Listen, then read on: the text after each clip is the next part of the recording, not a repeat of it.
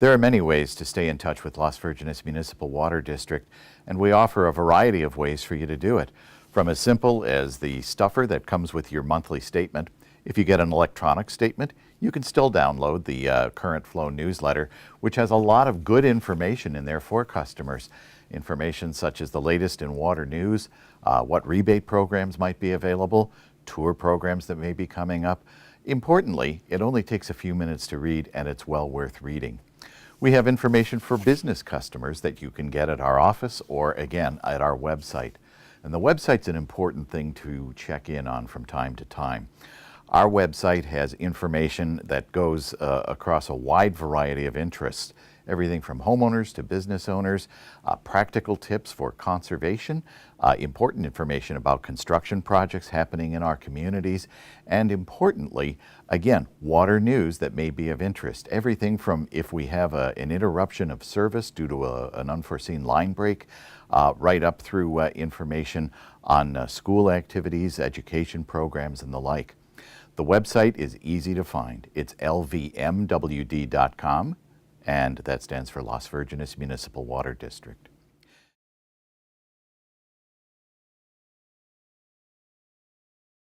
Las Virgenes Municipal Water District is always available 24 hours a day, 7 days a week to assist you with any emergency. We are available by phone. Please don't send us an email. If it's a large emergency, we are not going to be able to respond to you. And depending upon the size of the emergency or the situation and how widespread it might be in the community, it might take a little while for service help to get to you. So it's important that you know how to turn off your water at your own property. And Dion's going to show us how to do that. Hello, we're here to talk about finding your meter at your house. Typically on a residential meter, it's down by the curb. It can be in the sidewalk, behind the sidewalk, or up against your curb. This is the reading lid, and this is where we read our meter. This lifts up. You can use a screwdriver or a stick, and then you're going to reach in to lift this big lid. Make sure there's nothing that's going to bite you. Lift the lid, remove it, and here we have our regulator, our meter, and this is our shut-off point.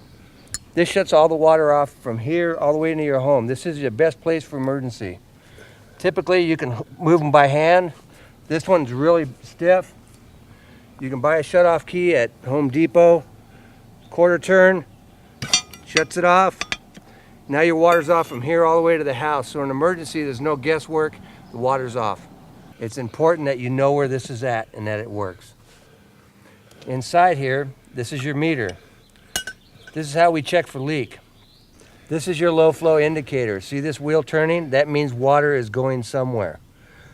This low flow indicator picks up the low flow, this sweep hand, as it goes, when it continues and goes one complete revolution, that 7.48 gallons went somewhere, which will indicate 1 cubic foot here.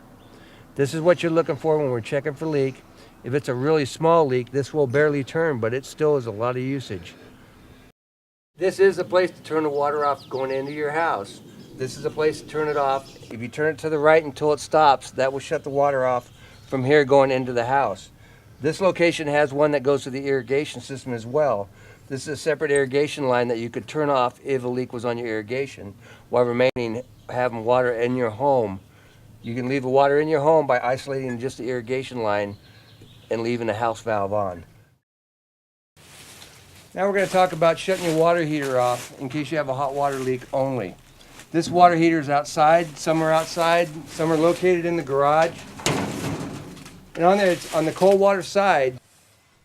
This would turn clockwise as with the other one until it stops to shut the hot water off. So in the event you have a hot water leak, you can shut it off here and still have cold water in your home. Let's talk about shutting the water off to your wash machine in the event you have a wash machine leak or a hose leak. These are the shut-off points for your wash machine. Turn this clockwise until it stops, and that will shut the water off and stop the leak. If it's a leak on the hot water side and it's too hot to get in here, use the shut off at your meter or at your home. Let's talk about shutting the water off under your sinks. These are the shut off points for under your sink. You turn them clockwise until they stop, and that will shut the flow of water. This is for the faucet. This is for the dishwasher. Turn it all the way until it stops, and then the cold water side until it stops, and that will shut the water off to your faucet or if you have a broken line. This is a shut off point for your toilet in the event that you have a toilet leak, a hose leak. Turn clockwise until it stops, and that will shut the water off to your toilet. To check for a leak in your toilet tank, you can use these convenient little dye tablets, and that will then show you if the tank is leaking. Just take the tank lid off and drop the 2 little tablets in. 1, 2. They start to turn the water blue. You wait 15 minutes. If you have a leak in your flapper valve down there in the bottom of the tank, the water is going to leak out and will be blue inside the toilet bowl. We've waited the 15 minutes and now we're back to check on the bowl. And yes, the bowl is blue. So the water has been coming from the tank and is leaking into your bowl. That means you have a function in your toilet tank that needs to be replaced.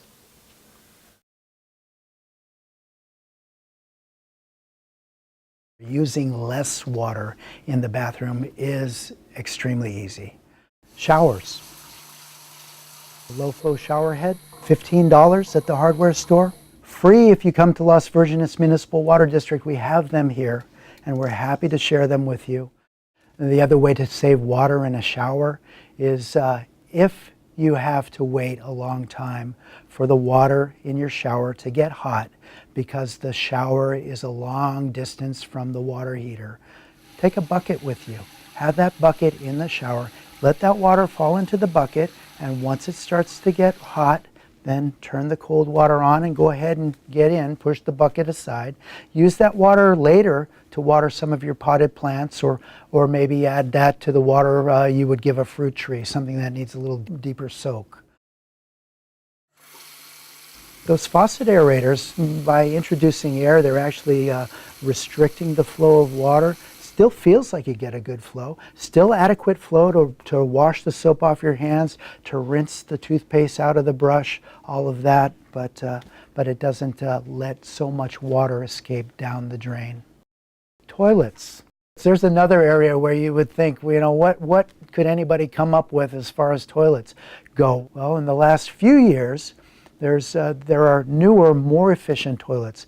There are 1.28 gallon per flush toilets.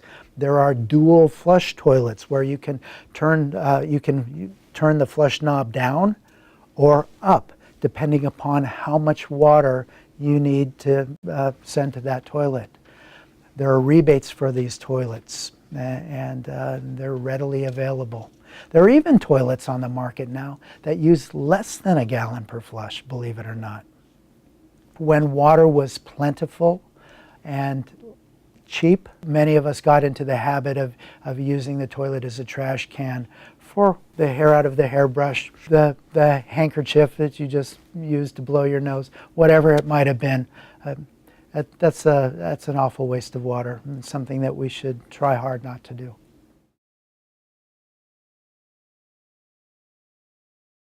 Water in the kitchen. You use a lot more water in the kitchen than you think you do, and so to be aware of how to conserve is really important.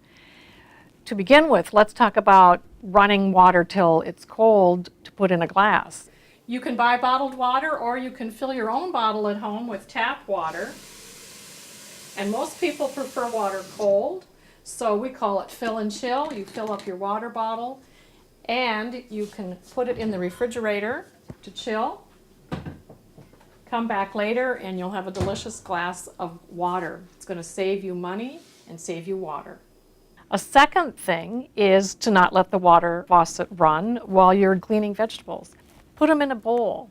fill up the bowl and let the water wash the fruit or the vegetables. And then you can save that water in the bowl. Don't run it down the drain. Take it outside, water plants outside, or water your house plants with it. You're going to save a lot of water that way. Let's talk about the dishwasher. It is best to use the dishwasher only when it's full of dishes. Don't run it with just half load. You're going to waste water.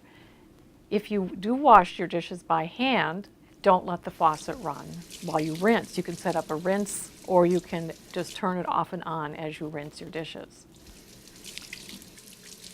The garbage disposal, while it's in everyone's kitchen generally, it's not as good an idea to use it as we used to. We can save water by scraping our dishes off into the trash ahead of time and only then putting the garbage disposal water down as a final rinse. Make sure you remove the plastic stickers from your fruits and vegetables. Don't put them down the garbage disposal. They don't decompose, and they're going to create clogs and get stuck on things in the pipeline. So by putting them in your trash, not the disposal, you're going to help prevent clogs. The other thing is to not put coffee grounds and eggshells down your garbage disposal. Las Virgenes Municipal Water District also is your wastewater treatment service, and we receive all of your wastewater. We don't have the time necessary for those two organic materials to decompose. We have to take them out before we can clean up the water. So if you take them out at home and don't even put them down the garbage disposal and use water while you do it, you're going to save water, and you're going to save us that step of having to remove them at the treatment plant.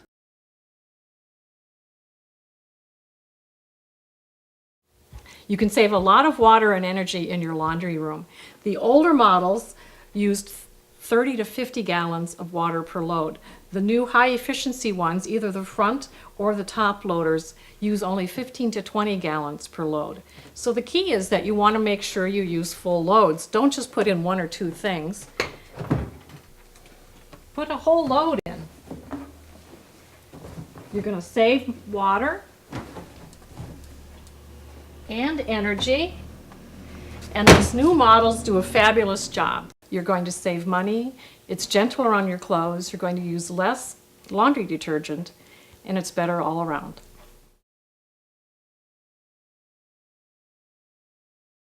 There have been a lot of advances in sprinkler heads and sprinkler nozzles. Besides the transition from brass to plastic sprinkler heads, we also have made, there have been changes in types of sprinkler nozzles.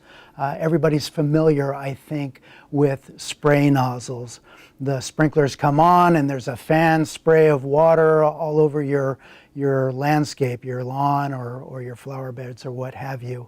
Well, those sprinkler nozzles apply water at a very rapid rate, and too fast, especially in our area where heavy clay, we have heavy clay soils, and the soil just can't absorb the water as quickly as the sprinkler head puts it out. So what the manufacturers have done is they've devised replacement sprinkler nozzles. And what's wonderful about these is they allow us to use the same sprinkler bodies that are already out in our landscape and just replace the nozzle. It's really easy to replace your old high flow volume nozzle with a new low volume spray nozzle or low volume rotary nozzle. You just pull the piston up in the sprinkler, remove the old sprinkler nozzle, and install the new one. Just screw it on like that, and you're good to go. And these nozzles apply water at a much slower rate than the old nozzles did. This means that the water that you're applying during your irrigation cycle has more opportunity to infiltrate into the soil and then percolate deep down into the root zone without running off. Because that's what we don't want to do, is lose our water to runoff. For a lot of reasons, besides the fact that we're paying for this water that's just traveled 400 plus miles to get down here to Southern California. Why should we just let it run off into the gutters and not get that value that we've paid for. And in addition, it will pick up pollutants along the way and pollute all our waterways. So it's a bad idea all the way around. We don't live in a time now, even when we're not in a drought, when we can really say to ourselves that water is so plentiful that we can use it to push grass clippings around or push leaves around. Better than that is to use a broom. Yeah, and broom's really the best way. If a customer has questions as to whether or not their irrigation system is operating efficiently, if it's tuned up as best it could be, if they have questions as to irrigation scheduling, we do here at Las Virgenes Municipal Water District offer free home irrigation water surveys. A staff member will come out and look at your sprinkler system with you. The type of irrigation system that a person uses is really dependent upon the size of the area that's being irrigated, as well as the type of plant materials that they're going to irrigate. Now, if you could only choose one irrigation system, if you want to say which one is better than the others, you'd want to say drip, because it's the most efficient. But it's not always the best irrigation system to use. Lawns, for instance. Not very many people will want to use a subsurface drip irrigation system on a lawn, although it can be done, and it has been done many, many times with great success. So for irrigation system efficiency, what we want to ensure is that all of the water that's coming out of the system, be it drippers or spray heads or rotary sprinkler nozzles, is landing on the plant material and not landing off to the side on hardscape. So this right here is an example of what we don't want to see. Notice that the spray from this sprinkler head is shooting way beyond the grass and out into the street. This is very easy to remedy. Just need a screwdriver. There's an adjustment screw at the top of every sprinkler nozzle. Rotate that screw clockwise until you pull that stream of water back in off of the pavement so that it's just landing on the grass or other vegetation that you want to irrigate. Irrigation controllers have become smart, and these controllers actually monitor daily weather, be it on site at your home or via a phone connection or an internet connection, and adjust the sprinkler times, run times, and days of operation accordingly. Whatever controller you have, you will most likely have a backup battery, and that does need to be changed periodically. Now, there are so many controllers on the market that you can't make a blanket statement. So very important that you know if your backup battery needs to be changed or not. There typically is an indicator on the front of the irrigation controller. If your sprinkler controller happens not to have that little icon, then you want to associate the changing of that battery with some other annual event or semi-annual event, like changing the time on your clock, springing forward and falling back. That works for me.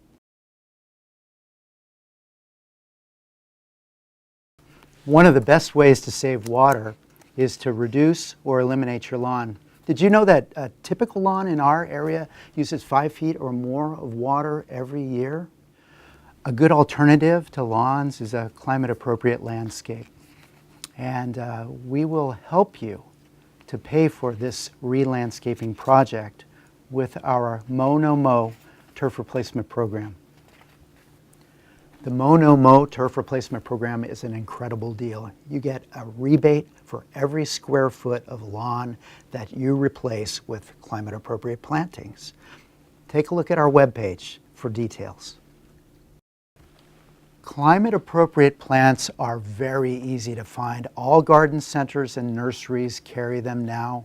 And if you need help in picking plants or coming up with a design for your landscape, visit our website or bewaterwise.com or stop by district headquarters. We have a wonderful guide to California-friendly plants.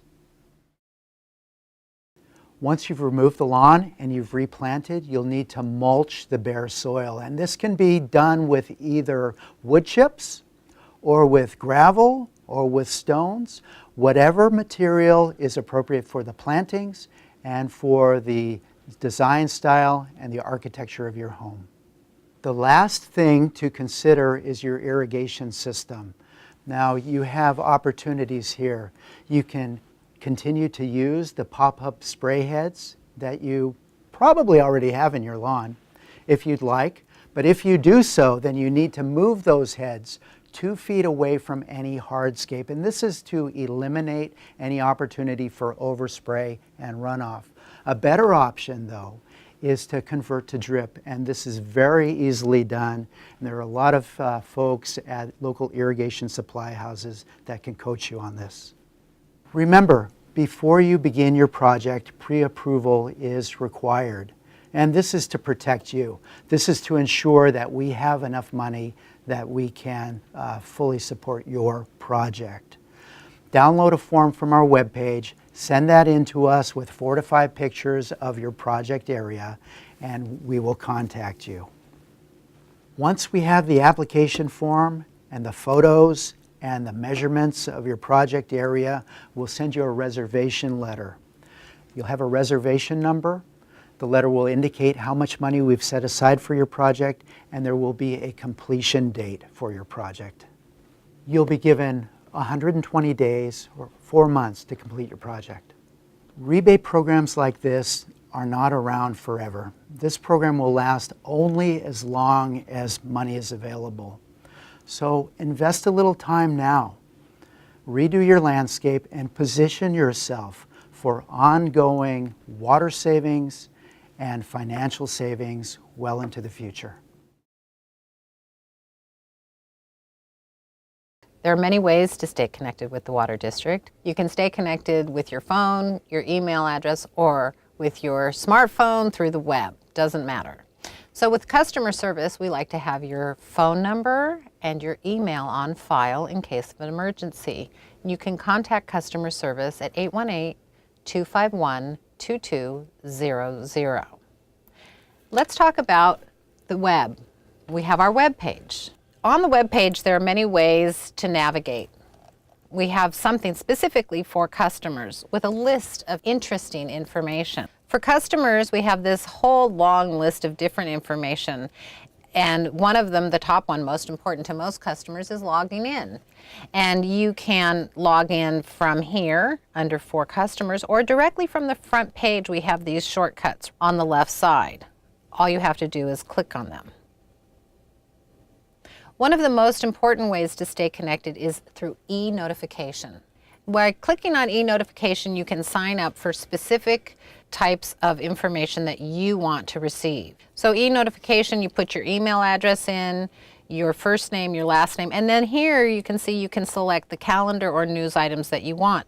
If you want, you can subscribe to all emails, and every time we post something that we send out e-notification for, you would get an email.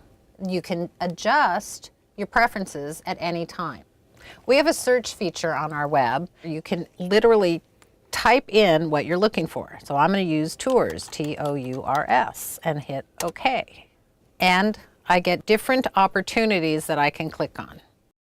Another way to stay connected with the Water District is through our Facebook page. We actually have 2 pages. One is a friends page with Little Drop, as you can see right here. Then the other page is our Las Virgenes Municipal Water District page that we ask you to like. We try to post to both pages and share information. Like yesterday's questions were, how much of the human body is water? What counts as water? And how to stay hydrated. These answers can be found on Little Drop's page. We like to ask you questions to know what you're thinking about your water. We also have a Twitter page, Las Virgenes MWD @LVMWD.